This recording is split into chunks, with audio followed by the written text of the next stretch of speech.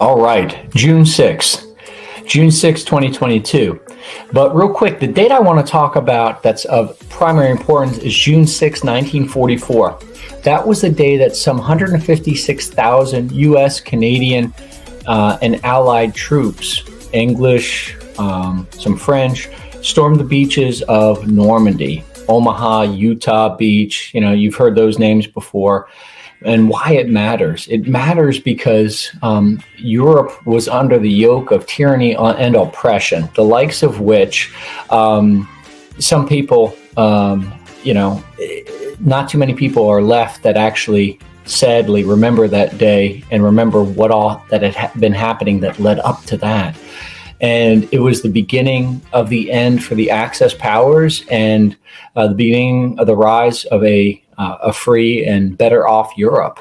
And the stuff, if you've ever read anything that talks about leading up to that, it wasn't as simple as a bunch of people just showed up on the beach one day and happened to win the day.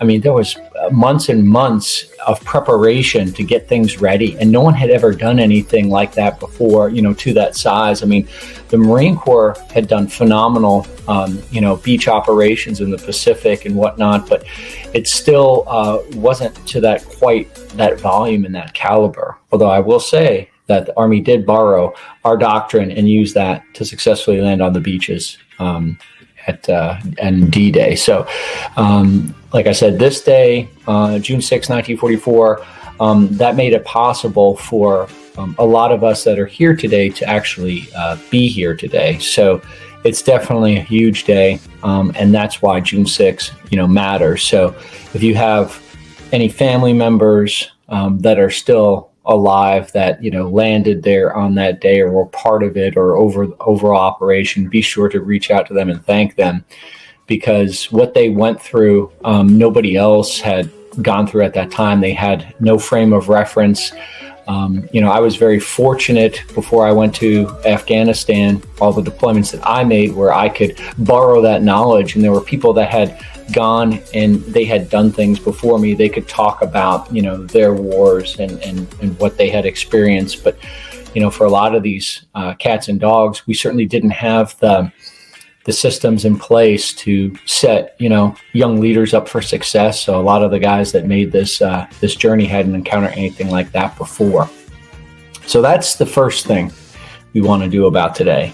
Now, the next thing is this: housing numbers for Onslow County, single family housing. Check these puppies out. This is where we were a week before, and this is where we are now. So over the last week, we've had 152 new listings come on the market. Okay, that's 5 more than were on the market last week at 147.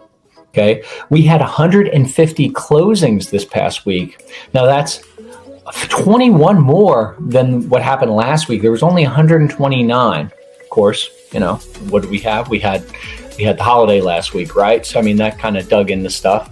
And then how many houses went pending? 157 houses went pending this week compared to 148 last week. So that's 9 more. So tail of the tape is we have more closings, more homes on the market, and more pending homes. So what does this mean for you, whether you're looking to buy, sell, or invest? Well, it means that we've got to get together and help you craft a plan to help you win in this or any market. I'm Steven Scacandy. I'm with the Scacandy Group at RE/MAX Now. Make sure you like, click, and subscribe the following, and we'll see you soon. Thanks so much. Bye now.